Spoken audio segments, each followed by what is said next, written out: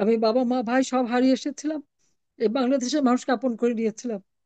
বাংলাদেশের মানুষ আমার পরিবার, আর গোপালগঞ্জবাসী তারা আমাকে বুকে করে রেখেছে, আমার সুখ দুঃখের সাথী।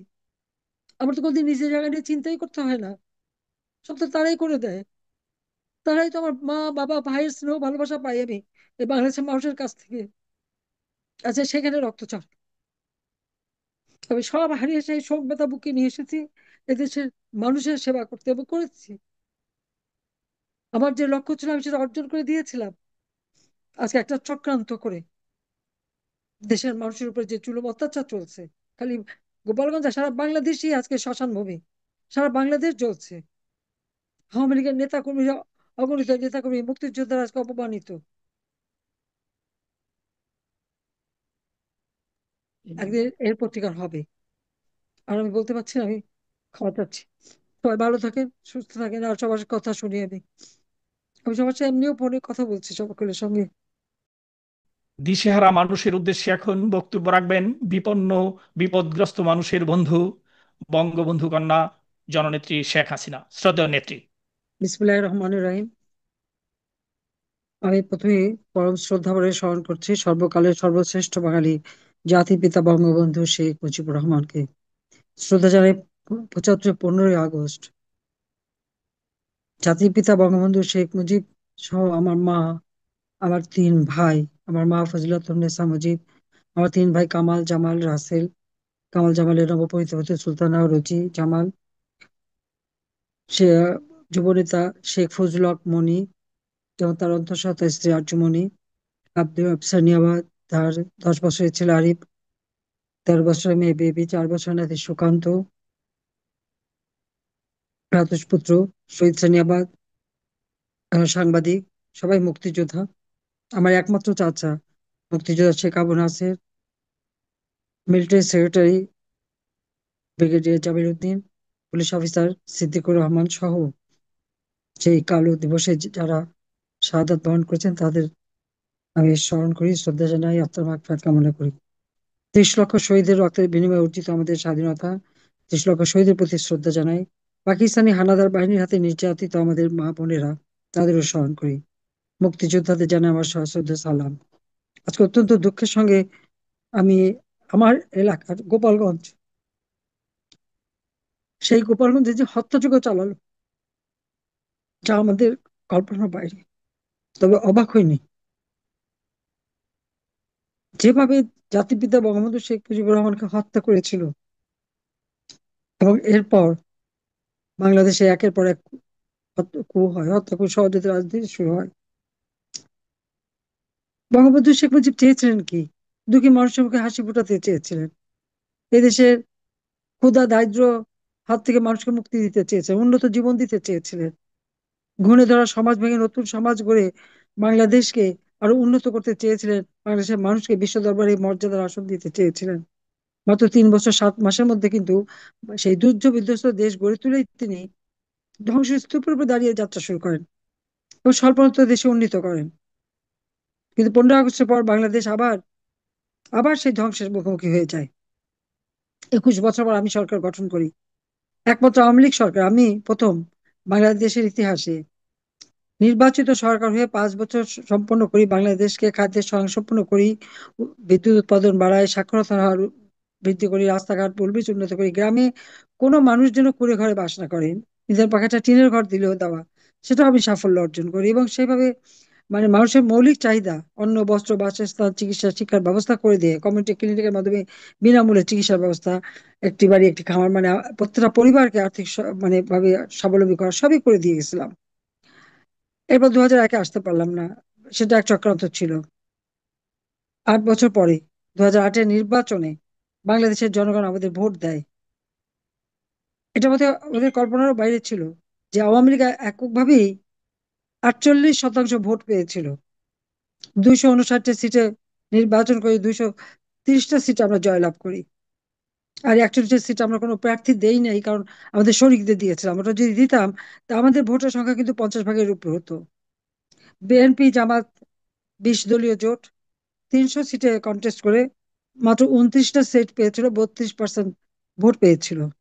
তো এই যে জনগণের আস্থা বিশ্বাস অর্জন করেছিলাম, দিন বদলের সনদ ঘোষণা করেছিলাম এবং মানুষের যে ভাগ্য উন্নত করব, আমি কিন্তু সফলভাবে সেটা করতে পেরেছি।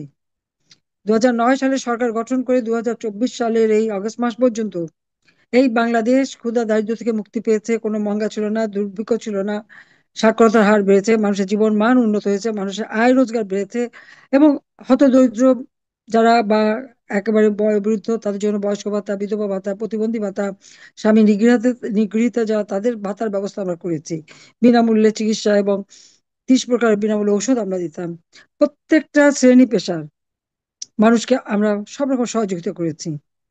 এমনকি যে ক্ষুদ্র নৃগোষ্ঠী, হিজড়া, বেদে, কামার, কুমার, জেলে, তাঁতি, চা শ্রমিক, শ্রমিক, গার্মেন্টস শ্রমিক, সকলের জন্য কাজ করেছি। একটা মানুষের জন্য ভূমিহীন গৃহহীন না থাকে, 2 কাঠা জমি এবং ঘর বিনামূল্যে করে দিয়েছি। কোনো জমি যেন অনাবাদি না থাকে, পতিত না থাকে। প্রত্যেকটা অনাবাদি জমি চাষ করে খাদ্য উৎপাদন আরো বৃদ্ধি করেছে। খাদ্য তো সহজলভ্যতা অর্জন করেছি, কিন্তু সেই সাথে সাথে পুষ্টি, আমি সে তার ব্যবস্থা করেছি। প্রত্যেক জিনিস উৎপাদন বাড়িয়েছি। মানুষের যা যা চাহিদা তা আমরা পূরণ করতে সক্ষম হয়েছিলাম। বাংলাদেশ এগিয়ে যাচ্ছিল, উন্নয়নশীল দেশের মর্যাদা পায় যখন জাতির পিতা বঙ্গবন্ধু শেখ মুজিবুর রহমানের জন্ম শতবার্ষিকী এবং স্বাধীনতা সুবর্ণ জয়ন্তী আমরা উদযাপন করি। আমাদের অপরাধটা কি ছিল আমার? আমি জানি না। হ্যাঁ, একটাই অপরাধ ছিল, আমি দেশ বিক্রি করতে চাইনি। এই দেশ লাখো শহীদের রক্তের বিনিময়ে আমরা অর্জন করেছি। স্বাধীনতা সার্বভৌমত্ব বিকিয়ে দিয়ে ক্ষমতায় থাকা, এটা অন্তত আমার পক্ষে সম্ভব না। এই ডক্টর ইউনূস দীর্ঘদিন তার চেষ্টা, 2001 সাল থেকেই চক্রান্ত, গভীর চক্রান্ত, -2 ফর্মুলা ইত্যাদি ইত্যাদি নানা কথা বলে 2007 সালে সে ইউনূস গিয়েছিল দল করতে, ব্যর্থ হয়েছিল, থেমে যায়নি। আর তার পিছনে আমেরিকার সেই ডিপ স্টেট, ইউএস এইডের টাকা, সোরস নামে এক ইহুদির ধনকুবেরের টাকা, আর ইউনূস যে গ্রামীণ ব্যাংকের সমস্ত টাকা আত্মসাৎ করে বিদেশে পাচার করেছে। গ্রামীণ ফোন, এই ব্যবসা, সব ব্যবসা কিন্তু আমারই দেওয়া। গ্রামীণ ব্যাংকে 400 কোটি টাকাও আমি দিয়েছিলাম। সেই দিয়ে সে সে কিন্তু মাত্র 6,000 টাকা বেতনে গ্রামীণ ব্যাংকের এমডি চাকরি হতো। এমডি চাকরি 6,000 টাকা বেতনে 90 সালে জয়েন করেছিল। হাজার হাজার কোটি টাকার মালিক হয়ে গেল কোথা থেকে, সেই রহস্য কেউ জিজ্ঞেস করে না। তার টাকার কাছে সবাই যেন বেচা খেয়ে গেল।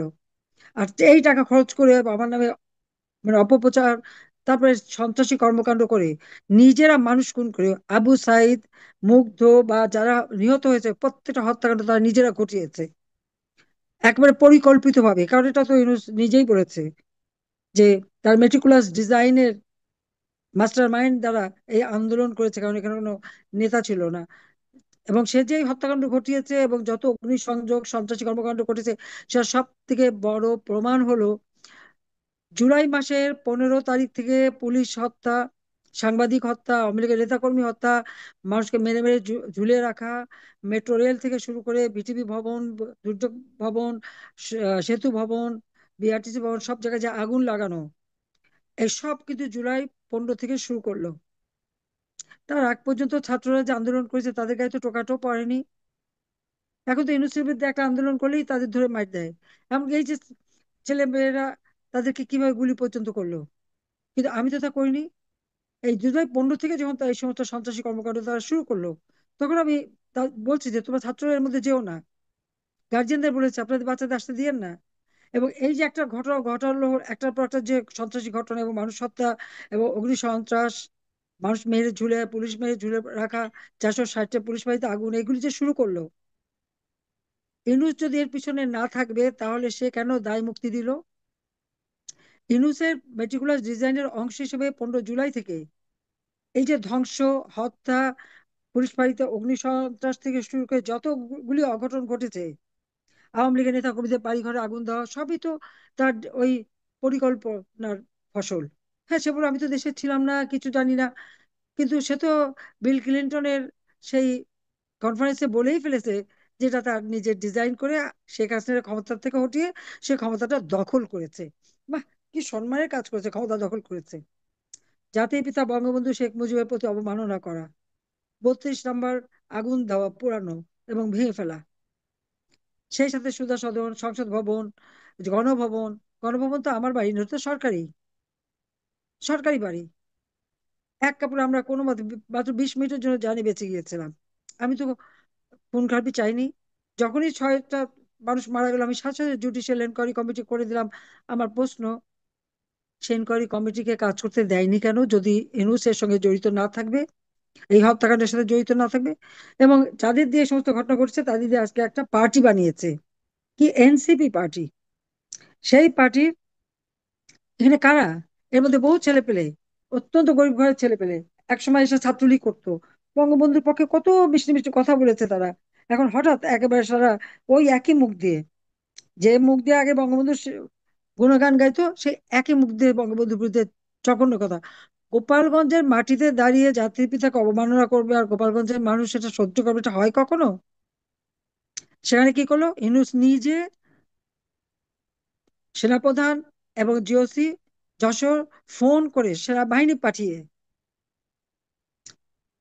গুলি করে গোপালগঞ্জের মানুষ হত্যা করে, আহত করে, এই যারা সেই দিন বঙ্গবন্ধুর বিরুদ্ধে বিষোদ্গার করেছিল, অমার্জনীয় কথা বলেছিল, অপমানজনক কথা বলেছিল, যখন গোপালগঞ্জের মানুষ রুখে দাঁড়ালো, চেয়ার ছুঁড়ে ভাঙা শুরু করলো, তাদেরকে উদ্ধার করতে গেল, চারিদিক থেকে সমস্ত মানুষ ছুটে আসলো, আর তারা গুলি করে, এমনকি পুলিশ কি দোষ করেছে, একটা ছেলেকে ধরে যেভাবে তারা অত্যাচার করলো, বুটের তলায় তার গলা পাড়িয়ে ধরে তাকে নির্যাতন করা, শেষে টেনে নেওয়া, এটা কোন ধরনের? বাংলাদেশের সেনাবাহিনীর কাছ থেকে তো এটা আমরা আশা করিনি। যে সেনাবাহিনীর জাতির পিতা বঙ্গবন্ধু শেখ মুজিবুর রহমানের হাতে গড়া, তারই একটা অংশ বঙ্গবন্ধুকেও যেমন হত্যা করলো একেবারে পরিবার সহ, আবার ওই দিন দেখলাম গোপালগঞ্জে তাদের সেই ভয়ঙ্কর রূপ। এরা কারা? ওই বুট কে কিনে দিয়েছে? আমি কিনে দিয়েছি, আমাদের সরকার। বেতন বাড়ানো, ডরমিটরি করে দেওয়া, টিফিন ভাতা দেওয়া, কোন কাজটা না করে দিয়েছে তাদের জন্য? আর আজকে তারা আমার মানুষের উপর হামলা চালায়, তাদেরকে গুলি করে হত্যা করে। কাদের জন্য? ওই কয়েকটা দুর্বৃত্ত যাদের চাল চুলা ছিল না, পকেটে 1000 টাকা ছিল না, এখন তারা বিরাট এই 6 মাসের মধ্যেই আঙ্গুল ফুলে তাদের কলা গাছ, বিরাট অর্থ সম্পদের মালিক এবং তারা বড় নেতা। এমন কি নেতা হয়ে গেল তারা, যে জনগণের ধাওয়া খেয়ে সেই সেনাবাহিনীর সাজোয়া গাড়ি এপিসির মধ্যে তাড়াতাড়ি ঢুকে পালাতে হলো, গুলি করতে করতে বের করে নিয়ে আসলো সেনাবাহিনী তাদের বাঁচাতে। কত কোটি টাকা খরচ করেছে রাষ্ট্রের, সেটা আমি জিজ্ঞাসা করি। এ টাকা কার টাকা? তো জনগণের টাকা, এটা তো ইউনিসেফ পকেটের টাকা না। আমি এর তীব্র নিন্দা জানাই, ঘৃণা জানাই। যেইভাবে তারা নিজের দেশের মানুষের উপর এইরকম করবে, আমি তো এটা চাইনি। তাই যদি চেতাম, তো আমিও তো এইভাবে মানুষ মেরেই আমি ক্ষমতায় থাকতে পারতাম। আমি তো লাশ ফেলতে চাইনি, মায়ের কোল খালি করতে চাইনি। আর আজকে গোপালগঞ্জের মাটিতে যে আমাদের লোকদের উপর এইভাবে গুলি করে, নির্যাতন করে। হ্যাঁ, 5 জনের নাম পাওয়া গেছে, তাদের চিকিৎসায় তারা মারা গেছে, এবং অগণিত যারা তারা আজকে আহত, কিন্তু সেখানে প্রায় 51 জনের কোনো খবর নেই। সেখানে 14 বছর, 16 বছর, 18 বছরের শিশুরা পর্যন্ত আছে। তাদেরকেও যে মেরে ফেলে দেয়নি, কে বলবে? আমার তো সন্দেহ হচ্ছে যে এদেরকেও তারা হত্যা করেছে, এবং কয়েকশো লোক আহত। আহত যা, তাদেরকে বিরুদ্ধে আবার মিথ্যা মামলাও দিয়ে দিয়েছে।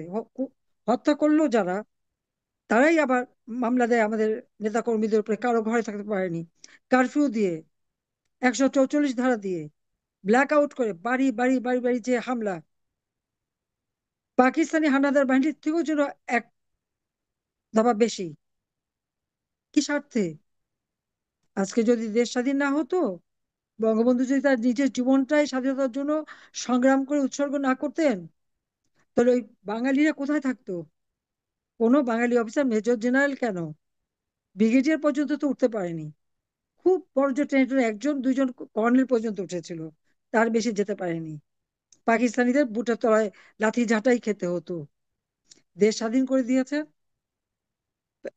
এখন কেউ মানে বড় বড় পদও পাওয়ার সুযোগ করে দিয়েছেন, একটা আত্মপরিচয়ের সুযোগ করে দিয়েছেন, বাংলাদেশটাই তো দিয়ে গেছেন। যিনি বাংলাদেশটা দিয়ে গেলেন, আজকে তার প্রতি এইরকম অবমাননা! তুমি, এরা মানুষের জাত না। আপনারা দেখেছেন সেই ছোট্ট শিশুরা, একটা প্লেন সেখানে অ্যাক্সিডেন্ট করলো, যার ফলে স্কুলে বাচ্চারা মারা গেল। মাইলস্টোন স্কুল, উত্তরায়। কত ছাত্রছাত্রী সেখানে একটা ক্লাসে থাকে, তিনটা চারটা ক্লাস একেবারে মিশে গেছে। সেই লাশগুলিকে তুলে দিয়ে ওখানকার লোকেরাই বলছে, যারা স্বচক্ষে দেখেছে, বস্তা বন্দুকের কোথায় নিয়ে ফেলে দিল। মা বাবা হাহাকার করে বেড়াচ্ছে, কেঁদে বেড়াচ্ছে সন্তানের জন্য। পোড়া হোক, নিজের সন্তান তো। ভাই বোন কেঁদে বেড়াচ্ছে তার ভাই বোনের জন্য। কোনো হদিস নাই। আরে পোড়া শরীর থেকেও কিন্তু ডিএনএ টেস্ট করে কার কে সন্তান সেটা পাওয়া যায়।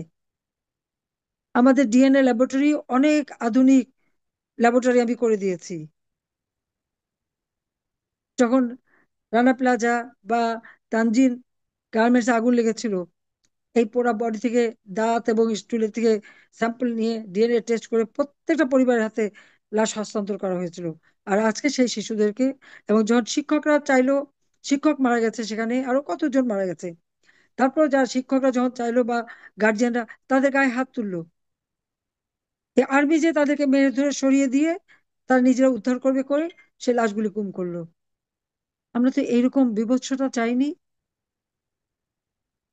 আন্তর্জাতিক জাতিসংঘ শান্তি মিশনে আমাদের সেনাবাহিনী, পুলিশ বাহিনী, বিমান বাহিনী, নৌবাহিনী, বিডিআর এরা কাজ করে।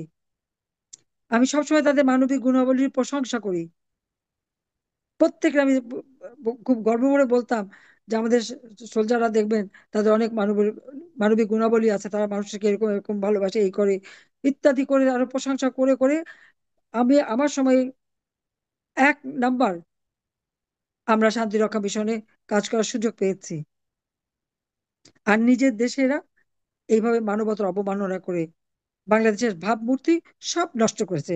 আমি যে বড় মুখ করে বলে বেড়াতাম আর সকলের কাছে প্রশংসা করতাম, একদম সব শেষ করে দিল। কাদের হুকুমে এটা করলো তারা? আর সেই লোকটা কে? ইউনূস কি জনগণের ম্যান্ডেটে ক্ষমতা এসেছে? সংবিধান মোতাবেক ক্ষমতা এসেছে? সে তো ক্ষমতা দখল করেছে। সে তো ডাকাতি করে ক্ষমতা নিয়েছে, সমস্ত সন্ত্রাসীদের সহায়তায়। একদিকে যেমন ক্ষুদ্র ঋণের নামে গরিবের রক্ত চুষে খেয়েছে, গ্রামীণ ব্যাংকের টাকা মেরেছে, টেলিকমিউনিকেশনের টাকা মেরেছে, তার বিরুদ্ধে দুর্নীতির মামলা, 5টা দুর্নীতির মামলা হয়েছে। লেবারদের টাকা আত্মসাৎ করে লেবার কোর্টে তার সাজা 6 মাসে। সেই সাজাপ্রাপ্ত এক আসামি ক্ষমতাকে মানুষ হত্যা করে, লাশের পর লাশ ফেলে, ছাত্র হত্যা করে সে ক্ষমতায় বসেছে। আর এই হত্যাকাণ্ড নিজে চালিয়েছে বলেই এদের দায় মুক্তি দিয়ে দিয়েছে। ঠিক একই ঘটনা কক্সবাজার। বিএনপির এক নেতা সালাউদ্দিনের বিরুদ্ধে যখন ওরা বক্তৃতা দিয়েছে, বিএনপি যেহেতু তাদের চেয়ার ভেঙেছে, মঞ্চ ভেঙেছে, তারা তো ধাওয়া খেয়ে ওখান থেকে পালিয়ে এসেছে। কই, সেখানে তো আর্মি দিয়ে অপারেশন চালায়নি। তবে কেন গোপালগঞ্জে? সে জবাব তো দিতে হবে, ইউনূসকেও দিতে হবে, সেনাপ্রধানকেও দিতে হবে। যে একই ঘটনা তো ঘটলো কক্সবাজার। সেখানে তো কই সেনাবাহিনী কোনো অ্যাকশন নিল না। আর গোপালগঞ্জের উপরে এত রাগ! মানে এই গোপালগঞ্জের মাটিতেই তো জন্ম নিয়েছেন বঙ্গবন্ধু শেখ মুজিবুর রহমান, যার বদৌলতে দেশ স্বাধীন হয়েছে, যার বদৌলতে তোমরা আজকে বড় বড় অফিসার হয়েছো, আর সামরিক বাহিনী গড়ে উঠেছে বাঙালির। কোথায় কার কাছে বলবো? এরা কি মানুষের জাত? এইরকম অমানুষ তৈরি করলাম কেন, সেটাই আমার আফসোস হচ্ছে। এখানে কমেন্ট কোথায়? হুকুম দেয় গুলি করো, সেপাহীরা গুলি করতে দ্বিধা করে, তাদেরকে গালি দিয়ে বলে সরাসরি গুলি করো। আরে গুলি করতে হলে তো মানুষ একটা ওয়ার্নিং দেয়, ব্ল্যাঙ্ক ফায়ার করে, তা না, সরাসরি গুলি করে মেরে ফেলে দিতে হলো। পাখির মতো গুলি করে আমার লোকদের মারলো। আল্লাহ দিন দেবে, এর বিচার হবে একদিন। আল্লাহ যখন আমাকে বাঁচিয়ে রেখেছে, আমাকে এমনি এমনি বাঁচায়নি। গ্রেনেড হাত গ্রেনেড হাত থেকে গ্রেনেডের ওই কোটলে পড়া সেই 76 কেজি বোমা গুলির হাত থেকে বারবার বাঁচিয়েছিল একটা কাজ করতে, গরিবের মুখে হাসি ফুটাতে। সেটা আমরা করেছি, সফলভাবে করে দিচ্ছিলাম। এখন মানুষ কষ্টে আছে, কিন্তু আমার সব কষ্ট ছিল না। তরুণ সমাজের জন্য কোন কারিগরি শিক্ষা, প্রযুক্তি শিক্ষা, কম্পিউটার শিক্ষা, সব ধরনের ব্যবস্থা করেছিলাম। প্রত্যেক মায়ের নামে টাকা পাঠাতাম ছেলে মেয়েদের লেখাপড়া যাতে শিখায়। স্কুল ঘরগুলি সব সুন্দর করে করে দিয়েছি। কওমি মাদ্রাসার স্বীকৃতি দিয়েছি। সেটা কি কওমি মাদ্রাসা যারা তা ভুলে গেছে? ইসলামিক আরবি বিশ্ববিদ্যালয় করে দিয়েছি। 560 মসজিদ এবং মডেল মসজিদ এবং ইসলামিক কালচারাল সেন্টার করে দিয়েছি। কোনটা না করেছি? আর আজ এইভাবে গোপালগঞ্জের উপরে হামলা, এবং আবার নাকি আসবে এবং গোপালগঞ্জের নাম বলে মুছে ফেলবে। ঠিক আছে, আসুক দেখি। দিন একভাবে যায় না। 15 আগস্টের পরে 21 বছর পর ক্ষমতা এসেছিলাম।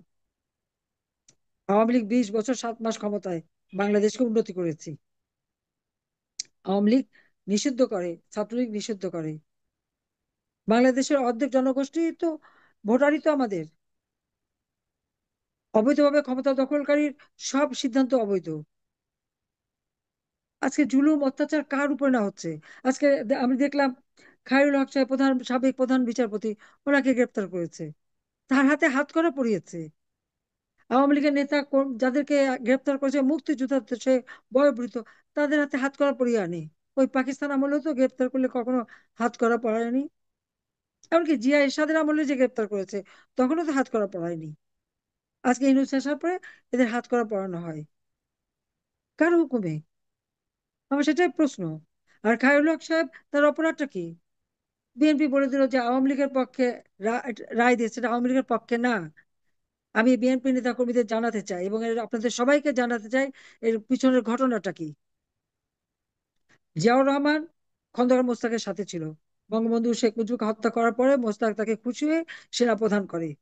আর সেনাপ্রধান হয়ে সে ক্ষমতা দখল করে নিজেকে রাষ্ট্রপতি ঘোষণা দেয়। রাষ্ট্রপতি হওয়ার পর মার্শাল ল দিয়ে সে যে সমস্ত কর্মকাণ্ড করেছিল, এই মুন সিনেমা হলটার প্রকৃত যে মালিক ছিল, সেই মালিক বাদ দিয়ে জিয়াউর রহমান তার ওই মার্শাল লর ক্ষমতা বলে অন্য একজনকে এই মুন সিনেমা হল, এটা ঢাকা শহরের একটা পুরনো খুব ভালো, যে কটা ভালো সিনেমা হল ছিল তার মধ্যে একটা, সেই সিনেমা হলটা মালিকানা অন্য লোককে দিয়ে দেয়। তখন মুন সিনেমা হলের মালিক মামলা করে। সেই মামলা দীর্ঘদিন চলতে থাকে। তো যেহেতু জিয়া ক্ষমতায় থাকতে এটা কোনোদিন কার্যকর হয়নি, এরশাদ ক্ষমতায় মার্শাল্লাহ দিয়ে আসে, সেই মামলা চলতেই থাকে। যে খালেদা জিয়ার সময় চলতে থাকে। আমরা ক্ষমতা আসার পরে মামলা চলে চলে মামলা উচ্চ আদালতে যায়। যখন উচ্চ আদালতে যায়, তখন সেই এটাকে অনেক তদন্ত করে দেখা হয় এবং প্রকৃত মালিকের হাতে ক্ষমতা হস্তান্তর করা নির্দেশ আদালত দেওয়ার সময় যে কথাটা রায়ে বলা হয়েছিল যে মার্শাল ল এটা হলো অবৈধ, এটা কোনো সাংবিধানিক ভিত্তি নাই। কাজে অবৈধভাবে যারা ক্ষমতা দখল করে, এইভাবে সেই ক্ষমতা বলে একজনের সম্পত্তি আরেকজনকে দিতে পারে না। কাজে মূল মালিক যিনি, তিনি এই সম্পত্তির অধিকারী হবেন। এবং মার্শাল ল যেহেতু অবৈধ, কাজে তারা যে সমস্ত কাজ করেছে সবকিছুই অবৈধ। এই ঘোষণাটা মুন সিনেমা হলের মালিকানা নিয়ে, এখানে আওয়ামী লীগ কোনো মতেই জড়িত না। বিএনপি আজকে লাফাচ্ছে, তারপরে আওয়ামী লীগের জন্য। না, উনি আওয়ামী লীগের জন্য করবেন কেন? উনি একজন বঞ্চিত মানুষের ন্যায্য অধিকার আদায় করে দিয়েছিলেন। তাহলে বিএনপির গায়ে ফোসকা পড়লো কেন?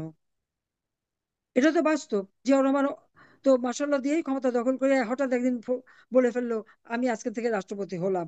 এটাকে অস্বীকার করতে পারবে? পারবে না। আর একটা বিষয় আপনাদেরকে জানিয়ে রাখি। 32 নম্বরে আগুন দিল, পোড়ালো। এর মধ্যে কেউ কেউ বলে উঠলো, হ্যাঁ, খালেদা জিয়া ওই মইনুল রোডের বাড়িতে ছিল, সেই বাড়ি ভেঙে ফেলছেন দেখে 32 নম্বর ভাঙলো। 32 নম্বর 1956 সালে 2000 টাকা দিয়ে এই জমিটা কেনা, যেটা সর্বসাকুল্যে 6,000 টাকা দাম হয়েছিল পরে। এই বাড়িটা আমার মা বলতে গেলে একটা একটা ইট দিয়ে নিজের হাতে গড়ে তুলেছিলেন। একটু একটু করে বাড়িটা তৈরি করা হয়। 61 সালে 2টা কামরা করে, তারপর আমরা এসে ওখানে উঠি। তারপর থেকে বাড়িটা ধীরে ধীরে আমার মা নিজের কষ্ট করে ওঠেন। 15 আগস্টে পরে এই বাড়িটা নিলামে চলে যায়, কারণ হাউস বিল্ডিং কর্পোরেশন লোন নিয়ে বাড়িটা করা হয়েছিল। 15 আগস্টে এই হত্যাকাণ্ডের পর ওই লোন সব শোধ হয়নি, মাত্র কত 10,000 না 12,000 টাকা বা 18,000 টাকা এরকম বাকি ছিল। 81 সালে আমি যখন চলে আসলাম তখন একদিন পেপারে দেখি বাড়িটা নিলামে দেওয়া হয়েছে। ওই বাড়ি 15 আগস্টের পরে সিল মারা হয়, জিয়াউর রহমান সিল মেরেছিল। আমি যখন বাংলাদেশে আসি আমাকে বাড়িতে ঢুকতে দেয়নি জিয়াউর রহমান। আমি রাস্তায় বসে বাবা মার জন্য দোয়া করি। জিয়া মরার পরে 12ই জুন 81 সালে আমার ওই বাড়িটা হস্তান্তর করে। তারপরে দেখি বাড়িটা নিলামে উঠেছে। কেন? হাউস বিল্ডিং কর্পোরেশনের টাকা বাকি পড়েছে। তখন আমি এদের সঙ্গে যোগাযোগ করি, তবে তারা উদারতা দেখায়। বোর্ড মিটিং করে তারা সিদ্ধান্ত নেয় যে ওই বাড়ির আর ওখানে এত কাল ধরে তো ওই লোন নিয়েছে, মা একটু একটু করে বাড়ি বানিয়েছে। কাজী 71 সালে পাকিস্তানি হানাদার বাহিনী ওটা বাড়িটা ভাঙচুর করে। 15 আগস্টে এই বাড়িটা লুটপাট হয়। তারপরে ওই লোনটা তারা মাফ করে দেয় এবং দলিলটা আমাকে দিয়ে দেয়। উত্তরাধিকার সূত্রে আমি আর রেহানা পাই। আমরা কিন্তু এই বাড়ি নেইনি। বঙ্গবন্ধু মেমোরিয়াল ট্রাস্ট করে, আমি বলছি এটা জনগণের সম্পত্তি। কারণ ওই বাড়ি থেকে আমার বাবা স্বাধীনতা ঘোষণা দিয়েছেন, আর ওই বাড়িতে আমার পরিবার শহীদ হয়েছে। কাজে এই বাড়িতে আমরা 2 বোন থাকতে পারবো না। বাড়িটা আমরা ট্রাস্টকে দান করে দিয়ে ওই বাড়ির সে ট্রাস্টের মাধ্যমে বহু ছেলে পেলে লেখাপড়া সবকিছুর জন্য যা পেয়েছিলাম তাই দিয়ে দিয়েছি। আর মইনুল রোডের বাড়ি, ওটা ক্যান্টনমেন্টের সম্পত্তি, ক্যান্টনমেন্ট বোর্ডের সম্পত্তি। ক্যান্টনমেন্ট বোর্ডের এই ব্লকের যে সম্পত্তি থাকে এটা কখনো কারো ব্যক্তি মালিকানা যায় না। জিয়াউর রহমান যখন 81 সালে মারা যায়, সে যখন নিহত হলো, তখন দেখানো হলো যে খালেদা জিয়ার কিচ্ছু নাই, কোনো সম্পদ নাই। তখন সাত্তার সাহেবের সরকার, তিনি সাত্তার সাহেব ছিলেন মানে তখন অস্থায়ী রাষ্ট্রপতি। কাজী জিয়া মরার পরে সে ভাইস প্রেসিডেন্ট ছিল, তখন প্রেসিডেন্টের দায়িত্ব পালন করে। তার ক্যাবিনেটের সিদ্ধান্ত হয় খালেদা জিয়াকে একটা বাড়ি দেওয়া হবে। কারণ এই বাড়ি তো ক্যান্টনমেন্টের সম্পত্তি, এটা তো ব্যক্তি মালিকানায় দেওয়া যায় না। কাজী তখন তাকে গুলশানে একটা বাড়ি দেওয়া হলো। যে বাড়িটা প্রথম তারা ক্যাবিনেটের সিদ্ধান্ত নিয়েছিল, খালেদা জিয়া নিজে যে সেই বাড়িটা দেখে আসে, তার পছন্দ হয় নাই। তারপর সে গুলশানে ঘুরে যে বাড়িটা পছন্দ করে, প্রায় 1.5 বিঘার উপর বাড়ি, সেই বাড়িটা তার পছন্দ হয়। ওই বাড়িটা তখন খালেদা জিয়াকে দেওয়া হয় এই শর্তে যে এই বাড়িটা ছেড়ে সে ওই বাড়িতে চলে যাবে। কিন্তু ওই বাড়িটা যখন তাকে রেজিস্ট্রি করে দেওয়া হলো, তখন এই বাড়ি আর সে ছাড়ে নাই। শুধু ছাড়ে নাই তা না, ওই বাড়ির সাথে আরেকটা বাংলো ছিল, আরেকটা বাড়ি ছিল, সেই বাড়িটা সে দখল করে। ওই বাড়িটার পাশে ওখানে সৈনিকদের ব্যারাক ছিল, সেই ব্যারাকের জায়গাও সে নিয়ে রাখে। পাশাপাশি ওই মইনুল রোডের রাস্তা দিয়ে আর্মি অফিসারের ছেলে মেয়েরা ওই শহীদ আনোয়ার স্কুলে যেত, শাহিন স্কুলে যেত। ওই রাস্তা ব্যবহার করাও খালেদা জিয়া বন্ধ করে দেয়। তারা ওই রাস্তা দিয়ে যেতে পারতো না। তাদের সবাইকে ওই জাহাঙ্গীর গেট থেকে বের হয়ে মেন রোডে যেয়ে তারপর স্কুলে যেতে হতো। এই জন্য ওদের ভিতরে একটা ক্ষোভ ছিল, ক্ষোভ ছিল। ওই বাড়ি ওইভাবে নিতে পারে না, যখন তাকে ওই বাড়িটা বোর্ডের অধীনে, কিন্তু খালেদা জিয়া জোর করে এটা প্রধানমন্ত্রী নিজের নামে করে নেয়। তখন তার একটা মামলাও হয়। মওদুদ সাহেব সেই মামলা পরিচালনা করে। সেই মামলায় খালেদা জিয়া হেরে যায়। হেরে যাওয়ার পরেই তাকে এই বাড়িটা ছাড়তে হয়। এবং আপনারা জানেন যে খুব কান্নাকাটি করে সে ছেড়ে গেছে বাড়িটা। ওটা তো সম্পূর্ণ ক্যান্টনমেন্ট বোর্ডের জায়গা। সে তো বলতে গেলে একটা গুলশানে বাড়িও নিল, আবার এটাও দখল করে রাখলো। কিন্তু জিয়াউর রহমান কিন্তু বিশাল জমি দক্ষিণখানে কিনে রেখেছে। ওই গুলশানের ওই এলাকায় দেখবেন বিশাল জমি, সাভারে তার কেনা জমি, তখন ওগুলি সব চেপে গেছে। এখনো সে জমি আছে, ঠিকানা আছে। ওটার সাথে 32 নম্বরের তো তুলনা হয় না। জিয়াউর রহমান স্বাধীনতার পর কুমিল্লা ক্যান্টনমেন্টে ছিল, খালেদা জিয়াকে ঘরে নিতে চায়নি, অন্য একটা ঘটনা ছিল। যে খালেদা জিয়ার সংসার বাঁচানোর জন্য বঙ্গবন্ধু শেখ মুজিবুর রহমান জিয়াউর রহমানকে deputy chief of army staff নামে নতুন পদ সৃষ্টি করে তাকে ঢাকায় নিয়ে আসে এবং এই বাড়িতে থাকতে দেয়। ওই বাড়িতে থেকেই জিয়াউর রহমান কিন্তু বঙ্গবন্ধু হত্যা ষড়যন্ত্র করে, নিজেও প্রেসিডেন্ট হয় ওই বাড়িটাই। ধীরে ধীরে ওইটাই তাদের গড়ে ওঠে আস্তানা। একজন মেজর হিসেবে ওখানে ঢোকে। মেজর জেনারেল পদ পর্যন্ত কিন্তু বঙ্গবন্ধু শেখ মুজিবই তাকে এই পদায়ন করে গেছে। প্রমোশনটা তিনি দিয়েছিলেন, এটা সকলের জানা উচিত। তারপরে খালেদা জিয়া ওই বাড়ি আর ছাড়বে না। ক্যান্টনমেন্টে বোর্ডের জায়গা, সেখানে তারা ফ্ল্যাট বানিয়েছে, জুনিয়র অফিসারদের থাকার জায়গা করে দিয়েছে। শহীদ আনোয়ার স্কুলের যে পুকুরের মাছটা পর্যন্ত তারা নিতে পারতো না। আর কতগুলি ব্যারাক করে রেখেছিল, কিছু সোলজারদের ওখানে রাখতো। প্রতিনিয়ত ক্যান্টনমেন্টের মধ্যে ডাকাতি হতো, চুরি হতো।